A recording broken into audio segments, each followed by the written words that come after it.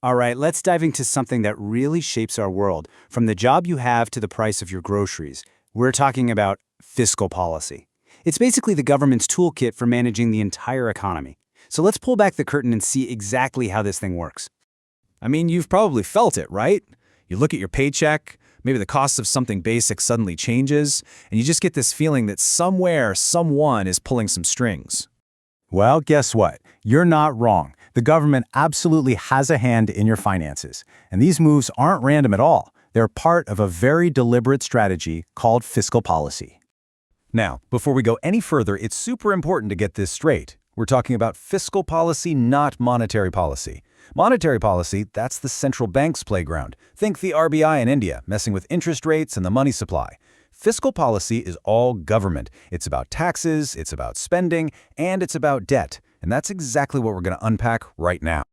So, how does the government actually do this? Well, it pretty much boils down to two huge, powerful levers. They can either put money into the economy, or they can take it out. Let's start with the one that leaves a little more cash in your pocket. So lever number one is all about taxes. When the government decides to cut taxes, it's basically saying, hey, we're going to take a smaller piece of your pie. And the result for you is immediate. You have more of your own money to save, invest, or, and this is key for the economy, to go out and spend. And just look at how powerful this is. Let's say you earn 100 rupees. If the government is taxing you heavily, say 80 rupees, you're only left with 20. But what if they slash that tax down to 20 rupees? All of a sudden, you've got 80 rupees in your pocket. That's a massive difference in your spending power. And that extra cash is what really fuels demand in the economy. Okay, so that's one lever. The second one is direct government spending. A perfect example of this is a subsidy.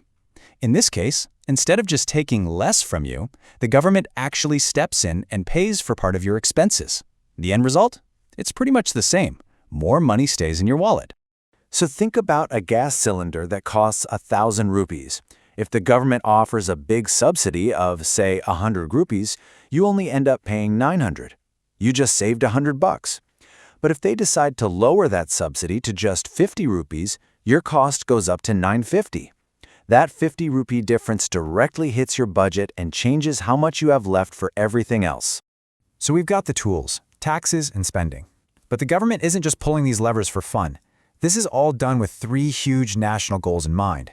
It's the why behind everything. And here they are. These are the big three. Number one, to kickstart economic growth. Number two, to keep prices stable so things don't get out of control. And number three, and you could argue this is the most important one, is to try and reduce social inequality, to build a fair society for everyone. Let's just focus on that growth part for a second. It creates this amazing cycle, right? Fiscal policy puts more money into people's hands. That means people go out and buy more stuff, higher demand. Companies then have to produce more to meet that demand, which means they need to hire more people. More jobs mean more people have an income, which means, well, you get it. The whole thing feeds on itself. It's a virtuous cycle. But, growth isn't everything. What about making sure that growth is shared? And that brings us right back to that third goal, tackling inequality. This isn't just about spreadsheets and numbers. It's about a fundamental idea of what's fair. And to really get it, we have to understand the difference between two very similar but very different words, equity and equality. So let me just ask you this. What do you think is more fair? Giving everyone the exact same thing, or giving everyone what they individually need to succeed? It's a simple question, but the answer is incredibly important. Let's use an analogy to figure it out. Okay, first, let's look at equality. The idea here is simple. You give every single person the exact same amount of help. No exceptions. Everyone gets the same thing. So, picture this. 3 people are trying to watch a cricket match, but there's a big wall in the way. They're all different heights. Now, if we use an equality approach, we give each person the same exact box to stand on. Sounds fair, right? 1 box each. But look what happens. The tall guy, who didn't really need a box anyway, now has a fantastic view. But the shortest person, even with the same box, they still can't see over the wall. The treatment was equal, sure, but the outcome, totally unfair. Okay, now let's try a different approach. Let's think about equity. Equity isn't about giving everyone the same stuff. It's about giving each person the specific help they need to have the same opportunity. So let's go back to our cricket match. This time, we're thinking with equity. We look at the situation and we give the tallest box to the shortest person. The person in the middle gets a medium-sized box, and the tallest person, well, they don't need a box at all. And what's the result? Boom. Now everyone can see the match. Everyone has the same opportunity to enjoy the game. And that, right there, is the entire goal of modern targeted fiscal policy. It's about giving more help to the people who need it the most so we can all get to the same finish line. Okay, so we know the tools, the levers, and we know the goals. But on a practical level, where does all this money actually live? The taxes being collected, the subsidies being paid out. Well, the government basically has 3 main bank accounts. Now, this table is pretty clear, but the really interesting part is that last column. Does Parliament need to approve the spending?